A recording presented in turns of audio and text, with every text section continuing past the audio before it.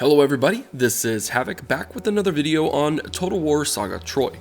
This is more of a commentary piece rather than purely informational, and in today's video I'll be going into what is easily Troy's biggest problem currently plaguing the hype.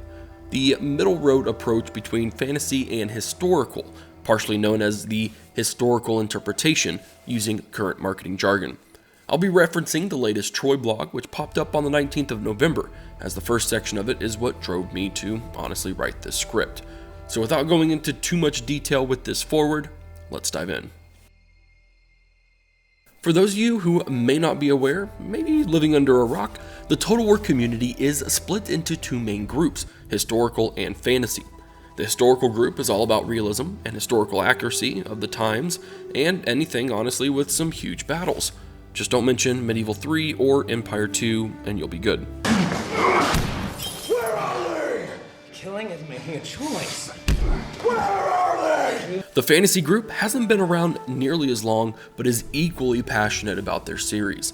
Their fantasy world is all about the different races or species colliding in battle with magic and beast powers and weird shit going on all over the place.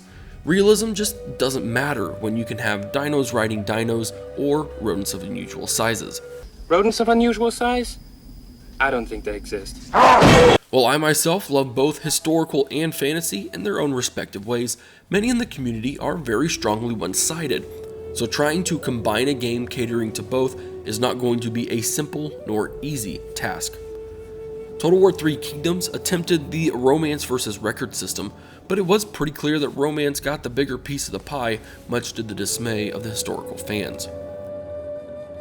With these two groups in mind, let's look into the blog to get some context.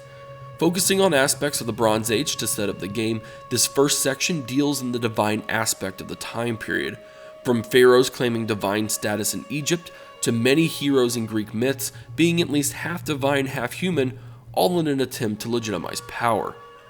This idea of religious myth perpetuated Bronze Age life, an age where heroes, gods, and monsters were to them as scientific knowledge is now to us.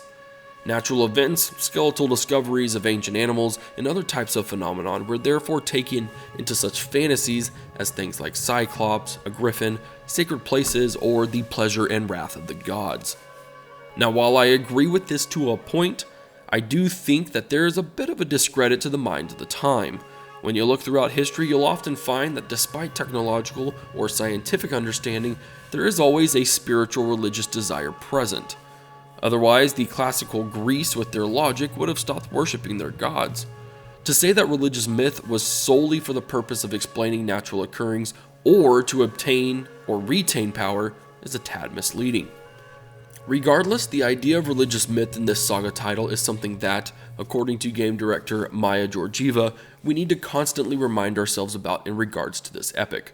The gods, while seemingly being present among the people, are in reality the machinations of mere mortals. The same would apply to singular people of legend, or even troops and units with a lot of renown. So the gods are not really there at all, and mythological units are mere men. Leaning on that mindset, we can then see Creative Assembly's approach in the historical interpretation of mythological units inside Troy. But therein lies the controversy in this game for me. Creative Assembly wants to naturalize mythological units in Troy, but you still have heroes on the level of Three Kingdoms fantasy, able to kill hundreds of men seemingly godlike. You still need to devote temples to the gods. That has a very real effect that applies to your campaign. Not effects like in previous historical titles, but fantasy Warhammer style. And no doubt even the narrative of this game is going to follow the more fantasy side of this epic.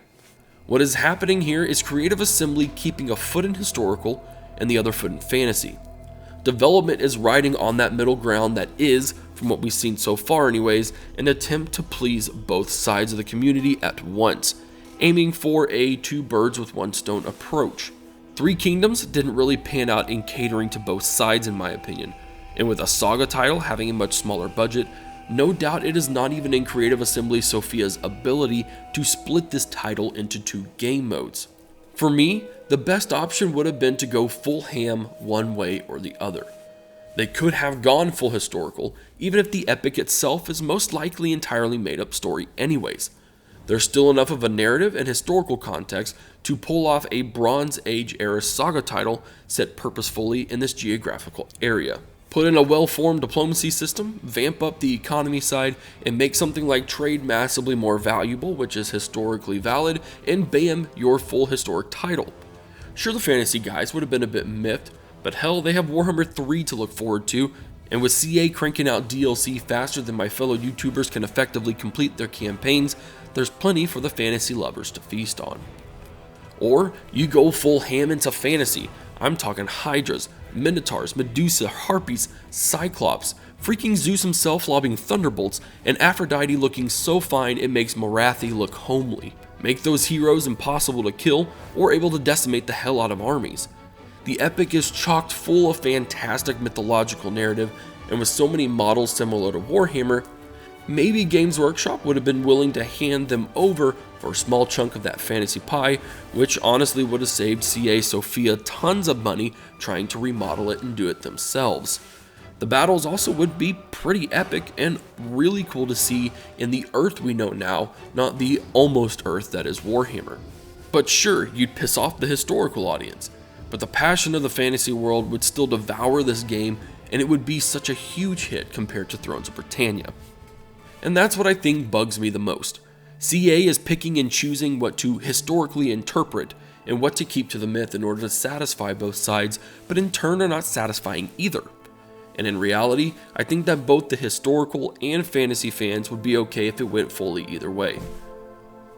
This epic is too grand for the Western audience to just push aside. Many of us grew up with this. So I believe that if it was a full historical, you'd still see plenty of Warhammer fans picking the game up, because who wouldn't want to play as Brad Pitt, Sean Bean, or Brendan Gleeson? Even if it went full mythos, I don't doubt that a large number of purely historical fans would pick up and play the game, because how often do we get to play with the mythological units that we grew up reading or watching about, or to see the gods in action within a game and play them in our world, aside from something like Age of Mythology. I am not saying that CA don't know what they're doing, and we haven't seen any gameplay yet, so I cannot confirm anything that I'm saying right now is factual or representative of the game. This is from comments and videos made by you, the Total War community, that are showing your displeasure at this middle ground, and I just can't help but question it myself. Once marketing ramps up for the game, I hope they really dive into these aspects that have us all concerned so we can maybe make a better decision. But in all honesty, at this point, I think it's a bit of a mistake. That's all for this short rant on a game that only has one trailer, one map fly through, and just a few blogs on it. Take my opinion and content with a grain of salt, honestly. But again, this isn't just my opinion, it is based off the thousands of others I've seen across this YouTube. Let me know your thoughts on the video by commenting down below. If you haven't already, click that subscribe button so you're always up to date with the content on this channel. Be on the lookout for all things Total War and strategy, and especially Total War Saga Troy. This is Havoc, and I'm out of here.